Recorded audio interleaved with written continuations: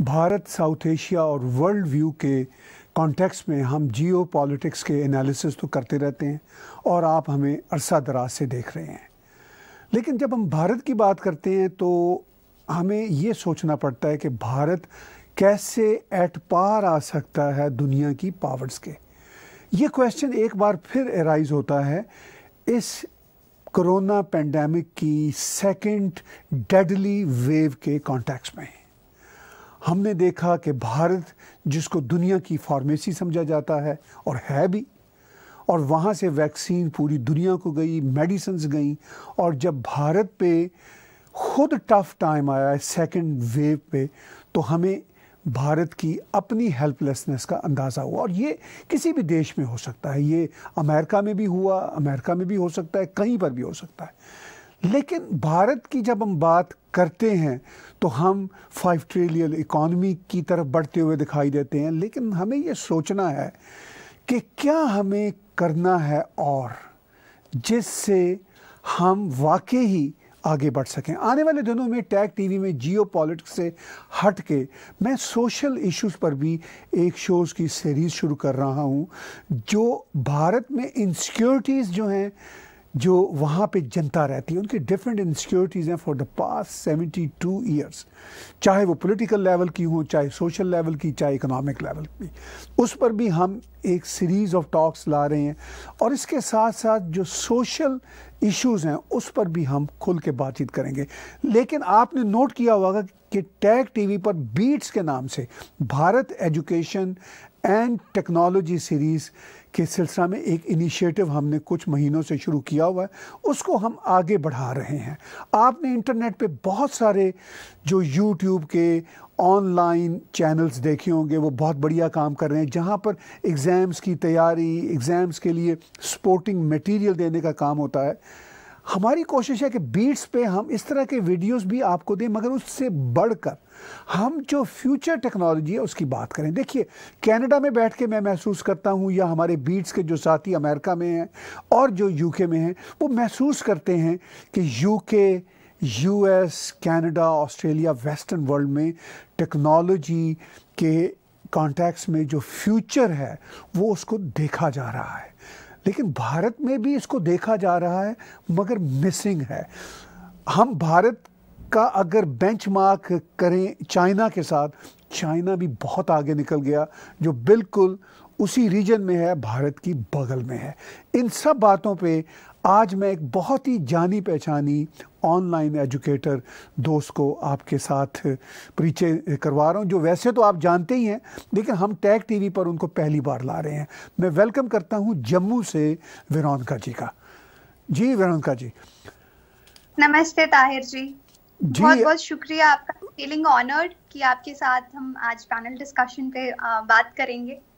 बहुत इम्पॉर्टेंट है। नहीं, मैं आपका काम देख रहा हूँ, बहुत ही इम्पॉर्टेंट है। आप बहुत सारे ऑनलाइन जो एजुकेशन के चैनल्स हैं उसमें आपके वीडियोस रेगुलरली आते हैं।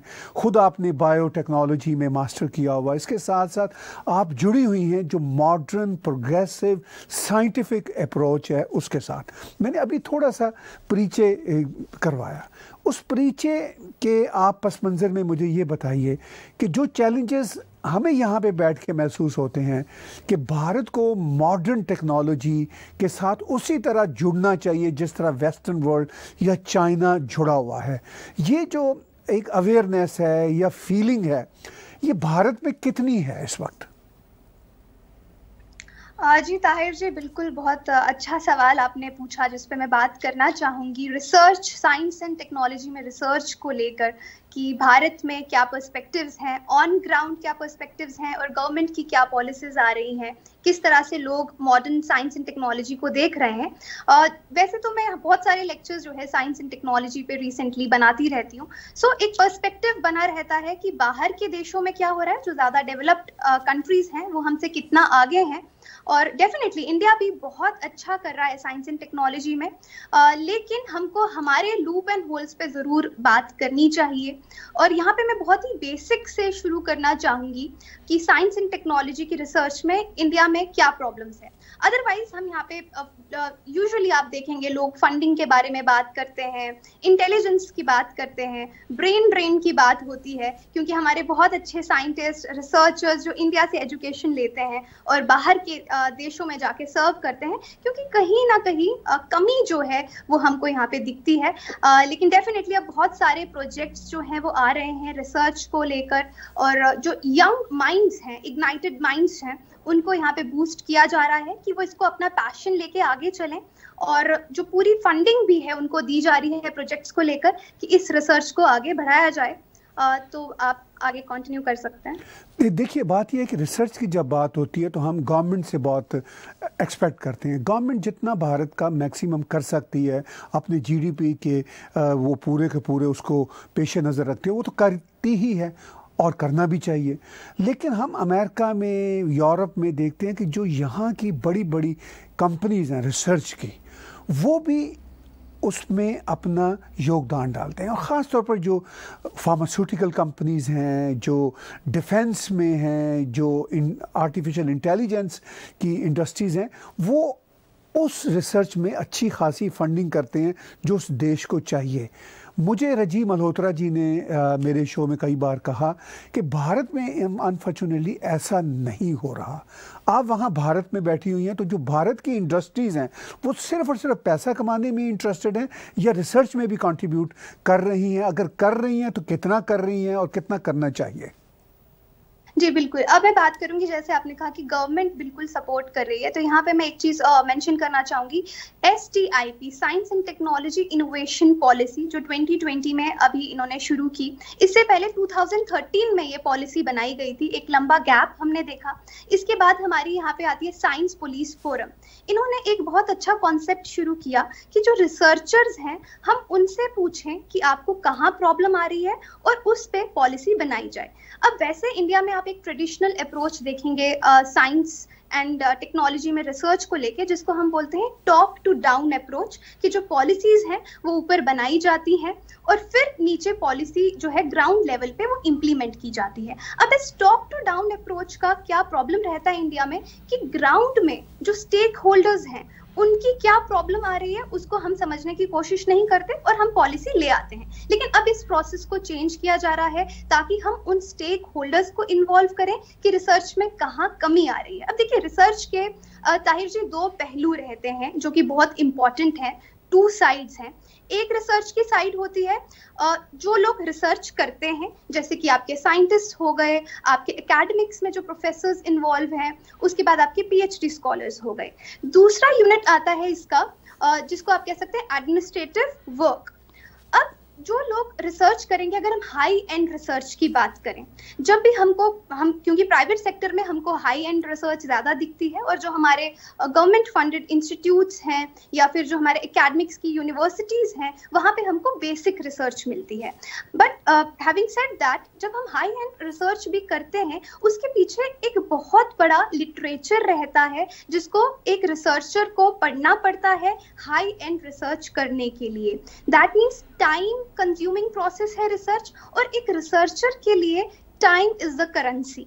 अब यहाँ पे ये चीज मैं इसलिए बोल रही हूँ क्योंकि इसका जो दूसरा पहलू है एडमिनिस्ट्रेटिव वर्क, ये एक बहुत बड़ा बैरियर क्रिएट करता है हमारे रिसर्चर्स के लिए यहाँ पे।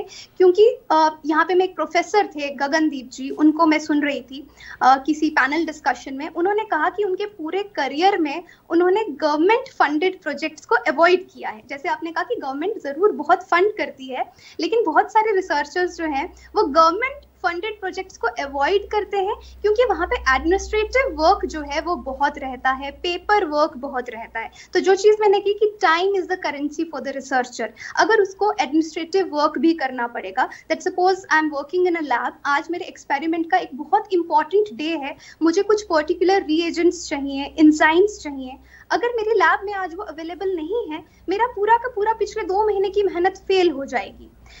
इसलिए हमको एडमिनिस्ट्रेटिव वर्क को और रिसर्च को कहीं ना कहीं सेपरेट, इस पॉलिसी जो बन रही है इसमें सेपरेट करने की जरूरत है। Having said that, accountability definitely researchers की, जो लोग इसमें इन्वॉल्व हैं उनकी रहेगी, क्योंकि जो गवर्नमेंट फंडेड प्रोजेक्ट्स रहते हैं वो एक टैक्स पेयर के मनी है और अकाउंटेबिलिटी होनी चाहिए। लेकिन हम रिसर्चर्स पे इतना बर्डन पेपर वर्क का जो है वो नहीं डाल सकते, ताकि वो अपना पूरा का पूरा टाइम जो है वो रिसर्च में दें। बहुत अच्छी आपने बात की, और मैं अब प्रिसाइजली आपके अपनी जो स्पेशलिटी उसकी तरफ आ रहा हूँ। बायोटेक्नोलॉजी में आपने इसमें मास्टर भी किया हुआ है, और मास्टर के साथ साथ जो इम्पोर्टेंट बात होती है आपका पैशन है, आपकी कमिटमेंट है, जो इन्वॉल्वमेंट है, वो सम टाइम वो पीएचडी से भी आगे ले जाती है। चूँकि हमने यहाँ पे देखा कि साइंस एंड टेक्नोलॉजी में ऐसे भी हमारे साथी हैं जिनकी फॉर्मल उसमें एजुकेशन नहीं होती, मगर वो इतने इन्वॉल्व होते हैं कि वो बहुत आगे निकल जाते हैं। और लकीली आपकी फॉर्मल एजुकेशन भी बहुत अच्छी है और इसके साथ साथ आपका पैशन भी है। तो बायोटेक्नोलॉजी में भारत में प्रिसाइजली इस वक्त क्या हो रहा है, जो उसका फ्यूचर, इस पर तो मैं ज़रा आगे आऊँगा, लेकिन इस वक्त क्या हो रहा है बायोटेक्नोलॉजी की दुनिया में? अब देखिए, बायोटेक्नोलॉजी की जहाँ पे बात करें, आपने मेरा बताया तो definitely I masters in biotechnology, और उस टाइम पे काफ़ी रिसर्च में बहुत मज़ा आता है। एक पेपर भी मैंने पब्लिश किया था JRP जर्नल में। बट एनीवे, उसको, उस करियर को एज अ रिसर्च फॉर्मली मैंने आगे नहीं बढ़ाया, लेकिन बहुत सारा रिसर्च इनफॉर्मल वे में वीडियोस के लिए, ऑनलाइन वीडियोस के लिए हम करते रहते हैं और देखते रहते हैं कि इंडिया में किस तरह से बायोटेक आगे बढ़ रहा है। देखिए, बायोटेक्नोलॉजी इंडिया में ऑलमोस्ट 1982 में आप कह सकते हैं एक नेशनल बायोटेक बोर्ड बनाया गया था। उसके बाद 1986 में आपका DBT सेटअप किया जाता है। बहुत सारे जो प्रोजेक्ट्स हैं बायोटेक के, वो इंडिया के अंदर चल रहे हैं। बहुत सारी रिसर्च जो है वो स्टेम सेल्स पे, कैंसर पे, उसके बाद दो सबसे ज्यादा जो कंट्रोवर्शियल फील्ड्स भी माने जाते हैं, एक है आपके ट्रांसजेनिक्स, जेनेटिकली मॉडिफाइड ऑर्गेनिजम्स जो हैं, या फिर जेनेटिकली मॉडिफाइड फूड जो है, उस पे इंडिया में बहुत काम हो रहा है। कैंसर रिसर्च पे बहुत काम हो रहा है, और उसके बाद स्टेम सेल्स थेरेपी जो है उस पे इंडिया में बहुत ज्यादा काम हो रहा है। लेकिन यहाँ पे जो प्रॉब्लम्स हैं ऑन ग्राउंड में, अगेन बात करूंगी, रिसर्चर्स जो फेस करते हैं, वो प्रॉब्लम है कोलैबोरेटिव रिसर्च में, कि अगर कोई काम लेबोरेटरी में हो रहा है, उसके ट्रायल्स होना, क्लिनिकल ट्रायल्स होना बहुत इंपॉर्टेंट है। और यहाँ पे आप कह सकते हैं जो क्लिनिशियंस हैं उनके साथ एक कोलैबोरेटिव रिसर्च का माहौल होना चाहिए, ताकि हमको कोई अच्छे रिजल्ट्स उसके मिल सके। तो इंडिया में फिलहाल ये चीजें हो रही हैं, बट डेफिनेटली दुनिया बायोटेक में बहुत आगे जा रही है। हम 3D प्रिंटिंग ऑर्गन्स की बात कर रहे हैं। रिसेंटली मैंने एक वीडियो पे काम किया जहाँ पे इजिप्ट में एक ममी जो है वो रीडिस्कवर हुई, जहाँ पे पता चला कि वो ममी प्रेग्नेंट थी। उस टाइम पे जो डेड बॉडी प्रिजर्व की गई थी, जब वो प्रेग्नेंट थी।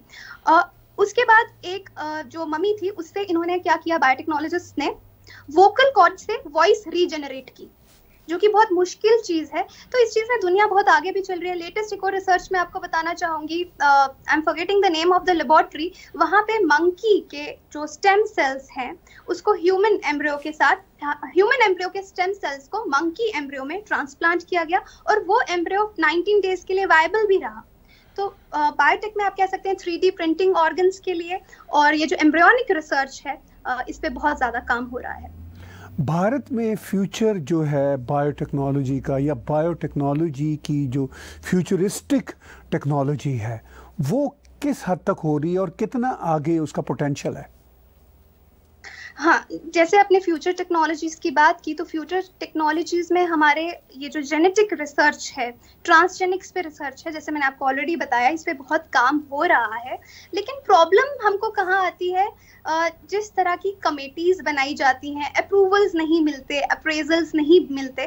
तो यही जो स्टेम सेल्स है, ग्रीन रेवोल्यूशन इंडिया में बहुत अच्छा काम किया, उसके बाद व्हाइट रेवोल्यूशन आया। तो agriculture, plants, stem cells, cancer research और 3D प्रिंटिंग जो है, हर लैब में आज डिफरेंट लैब्स हैं, इस पे काम हो रहा है। यही फ्यूचर टेक्नोलॉजीज भी हैं बायोटेक की, जिन पे बाकी की लैब्स आप बाकी कंट्रीज में देखेंगे कुछ स्टेप्स आगे चल रही हैं। लेकिन इंडिया में कुछ अप्रूवल्स की कमी से हम इस फ्यूचर टेक्नोलॉजी पे फिलहाल जो है वो काम नहीं कर पा रहे। इससे हमारा काम बहुत ज्यादा सीमित एग्रीकल्चर पे ज्यादा है, और उसके बाद थोड़ा बहुत काम जो है वो रिसर्च जो है कैंसर पे वो चल रही है। और इसी तरह जो फ्यूचर टेक्नोलॉजी के और कुछ बड़े इंपॉर्टेंट हैं, जैसे हम नैनो टेक्नोलॉजी देखें, क्वांटम इंफॉर्मेशन देखें, इंटीग्रेटेड सर्किट्स देखें, ब्रेन साइंस देखें, जीनोमिक्स देखें, क्लिनिकल मेडिसिन देखें, फोरेंसिक साइंस देखें, तो इस पे भी आप कह सकती हैं कि कुछ अच्छा काम हो रहा है फ्यूचरिस्टिक पॉइंट ऑफ व्यू से? जी बिल्कुल, नैनो टेक्नोलॉजी पे बहुत काम हो रहा है। अब मैं नैनो टेक्नोलॉजी अलग अलग फील्ड्स में यूज हो सकती है। फिजिक्स की आपने बात की, क्वांटम मैकेनिक्स की बात की, नैनो टेक्नोलॉजी, देखिए इंटीग्रेटेड स्टडीज हो सकती हैं। अब बायोटेक के एंगल से मैं आपको नैनो टेक्नोलॉजी का बताना चाहूंगी। ड्रग डिलीवरी मैकेनिज्म्स की बॉडी में जिस तरह से हम ड्रग्स डिलीवर करते हैं, तो नैनो टेक्नोलॉजी बहुत ही इंपॉर्टेंट रोल यहाँ पे बना सकती है। नैनो पार्टिकल्स के थ्रू किस तरह से हम ड्रग्स डिलीवर कर सकते हैं, तो डेफिनेटली इस पे रिसर्च हो भी रही है डिफरेंट इंस्टीट्यूट्स में। और जो बाकी भी आपने फ्यूचर सब्जेक्ट्स जो हैं, क्वांटम मैकेनिक्स, फोरेंसिक साइंसेस आपने मेंशन किया, इस पे भी काम हो रहा है। रिसेंटली गुजरात की जो फोरेंसिक यूनिवर्सिटी है, उसको नेशनल फोरेंसिक यूनिवर्सिटी का दर्जा जो है वो दिया गया है। अब डिफरेंट स्टेट्स में इंडिया की इसको इस्टेब्लिश किया जा रहा है, अलग अलग जगह उसके सेंटर्स खोले जा रहे हैं, ताकि हम फोरेंसिक्स में भी जो रिसर्च है उसको इम्प्रूव करें। और इसके साथ साथ वेरोनिका, आपकी बहुत गहरी नज़र है जो ऑनलाइन वहाँ पे स्टडी के डिफरेंट यूट्यूब चैनल्स बने हुए हैं और जो उसके सोर्सेज डेवलप हुए हैं, उससे कितनी हेल्प हो रही है भारत के ख़ास तौर पर नई नस्ल के लोगों को साइंस, टेक्नोलॉजी, जियो पॉलिटिक्स और इन सब चीज़ों को समझने में? ताहिर जी, एक मेरा बहुत फेवरेट लाइन है, ये आखिरी सदी है किताबों से इश्क की। तो डेफिनेटली ऑनलाइन एजुकेशन एक रेवोल्यूशन जो है वो स्टडीज़ में, इंफॉर्मेशन के मोड्स में वो ला रही है। अब देखिए, पहले क्या होता था, कोई भी रिसर्च होती थी तो वो जर्नल्स में छपती थी। जैसे कि साइंस का एक बहुत ही फेमस जर्नल है नेचर, जिसमें बहुत अच्छे लेवल इम्पैक्ट फैक्टर के पेपर्स जो है वो छपते हैं। लेकिन एक आम इंसान कभी जर्नल को नहीं पढ़ेगा, वो भी because I did my masters और हम लोग जर्नल्स पढ़ते थे इसलिए मुझे आइडिया है। लेकिन आप आम इंसान की बात करेंगे तो उसको जर्नल्स का कोई आइडिया नहीं है कि क्या रिसर्च चल रही है, क्या हो रहा है। अब इस ऑनलाइन एजुकेशन से I feel so good when I make some video on science and technology कि हर घर में वो इन्फॉर्मेशन पहुंच रही है। हम लोग तो कॉम्पिटिटिव के तौर पे भी ज्यादा पढ़ाते हैं, लेकिन बहुत बार वी ट्राई की इंफॉर्मेशन वीडियोस जो हैं साइंस एंड टेक्नोलॉजी की, हम बहुत ही आराम वाली लैंग्वेज में, इजी लैंग्वेज में लोगों को समझा सकें। डेफिनेटली इसका बहुत बड़ा रोल है, रेवोल्यूशनाइज कर रहा है ये इंफॉर्मेशन को, कि हर तरह का इंसान इस इंफॉर्मेशन को अब समझ पा रहा है। आपने बात की कि शायद ये आखिरी सदी है किताबों की, लेकिन मैं ये कहूँगा कि किताबें तो लोग लिख रहे हैं, छप भी रही हैं, लेकिन जो उसकी डिलीवरी है वो ऑडिबल की सूरत में हो रही है, वो ऑनलाइन वीडियो की सूरत में हो रही है।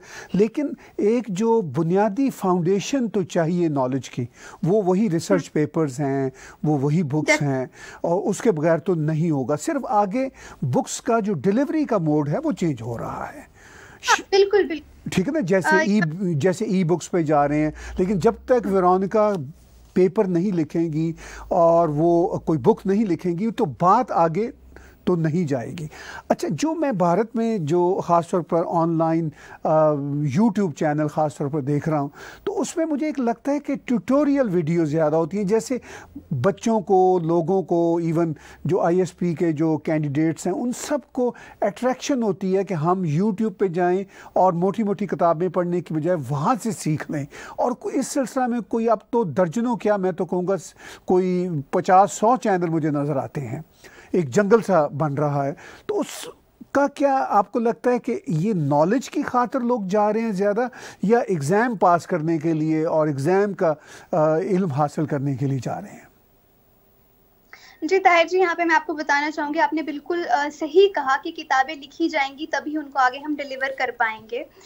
तो वही फॉर्मूला यहाँ पे भी स्टूडेंट्स यूज़ कर रहे हैं कि एक समय था जब ये इन्फॉर्मेशन इतनी अवेलेबल नहीं थी।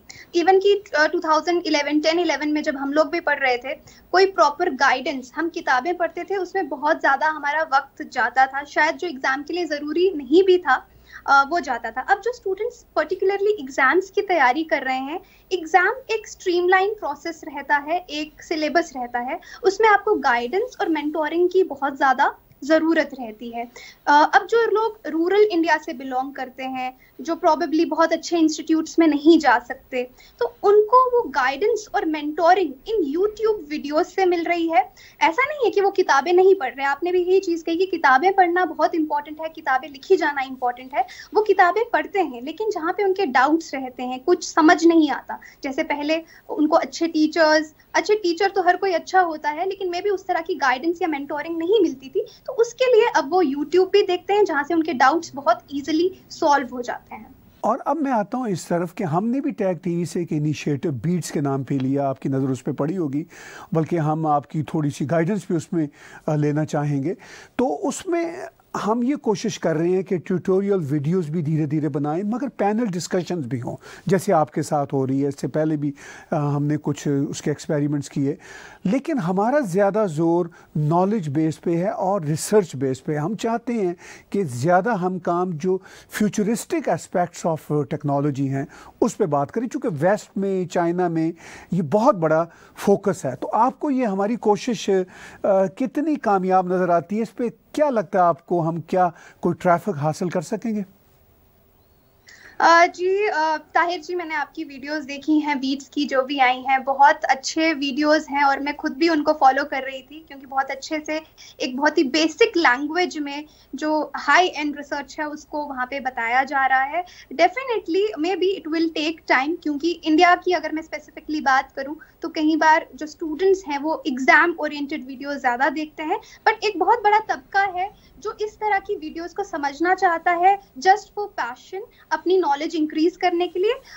ये टाइम के साथ बिल्कुल ये जो इनिशिएटिव है आपका बहुत अच्छे से वर्क करेगा, एंड आई थिंक वर्क कर भी रहा है, because I read the comments, तो बहुत अच्छे कमेंट्स भी वहाँ पे लोगों के मैंने देखे। आई थिंक आप इसको कंटिन्यू करते रहेंगे तो बहुत अच्छा इनिशिएटिव ये आपने लिया। I would like to appreciate you for that. Thank you very much Veronica. आखिर में जो हमने बातचीत की है इसको आप कैसे सम अप करेंगी, और कोई ख़ास इसमें अपनी ख़ास तौर पर यंग जनरेशन को क्या मैसेज देना चाहेंगी कि साइंस एंड टेक्नोलॉजी की रिसर्च और उसका जो फ्यूचरिस्टिक एस्पेक्ट है उस पर कैसे फोकस किया जाए? देखिए, इंडिया में मैं बिकॉज स्टूडेंट से डील करते हुए अब 5 इयर्स मुझे हो गए हैं, और मेरे खुद के भी बहुत सारे बैचमेट्स जो रिसर्च में हैं, उन सबका एक पॉइंट रहता है कि हम लोगों में एक कमी रहती है, लैक ऑफ क्वालिटी। जब हम कोई क्वालिटी हासिल नहीं कर पाते तो हमें लगता है कि एटलीस्ट वी हैव दिस। तो ये जो सोच है इसको हमें छोड़ना पड़ेगा, और अगर हम रिसर्च भी कर रहे हैं, रिसर्च के फील्ड में जा रहे हैं, एक क्वालिटी वर्क के लिए काम करना पड़ेगा। And I think young generation में बहुत सारे लोग कर रहे हैं, और डेफिनेटली गवर्नमेंट की सपोर्ट भी रहेगी। जैसे अभी फिलहाल हम 0.7% हमारे जीडीपी का रिसर्च एंड डेवलपमेंट में लगा रहे हैं, लेकिन हमारा टारगेट 2% का है। और पिछले 30 डिकेड्स में आप देखेंगे तो ये परसेंटेज ट्रिपल हुआ है, इंक्रीज हुआ है।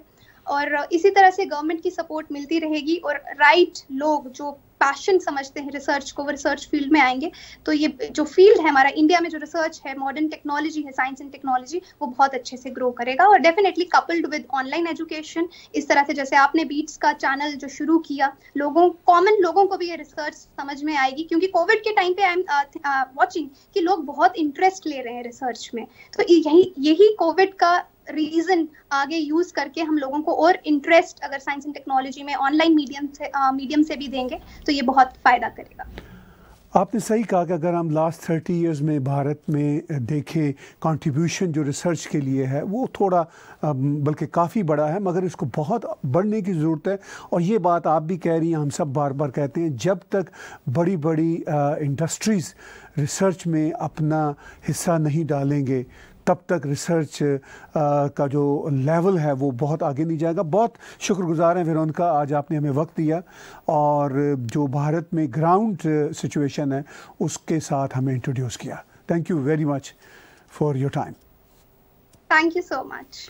बातचीत सुन रहे थे आप वेरोनिका की, जो एक वेल नोन ऑनलाइन एजुकेटर भी हैं। ख़ुद उन्होंने बायोटेक्नोलॉजी में मास्टर किया हुआ है, और सिर्फ इतना ही नहीं, उनका पैशन, उनका इन्वॉल्वमेंट और उनकी कमिटमेंट आपको वाज़े तौर पर उनके शब्दों में भी दिखती है और उनके एक्शन में भी दिखती है।